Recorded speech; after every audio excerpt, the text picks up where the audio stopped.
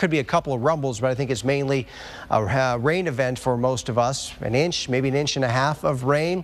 And then as that system moves out, some cooler air will follow heading into the weekend. We'll talk more about it in the full forecast coming up. Stacy.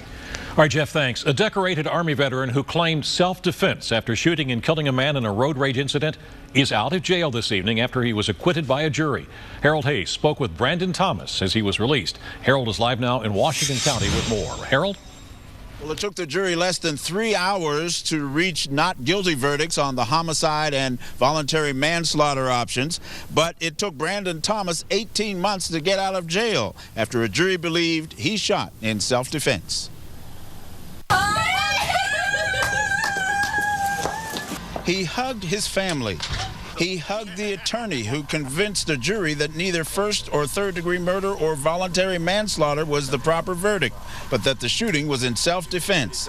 And then, after breathing fresh air for the first time in 18 months, Brandon Thomas said this. There's more than one victim in this case, and for my family to everyone else, our condolences go out. I'm just glad justice was served. They saw the castle doctrine, they recognized it, and they followed it. He's in his car, and there's a presumption that he is safe there. And anyone intruding on in that car while he's in there is subject to him defending himself, and that's what he did.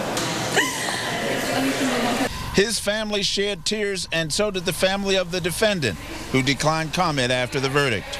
Ready to come home to his family.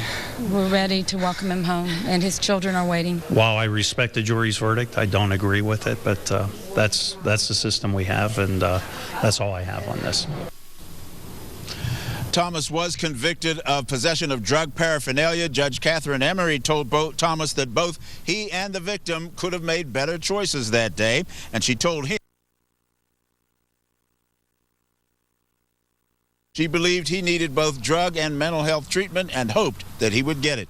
From Washington County, Harold Hayes, KDKA TV News. Harold, thank you. A second person has been arrested in the death of a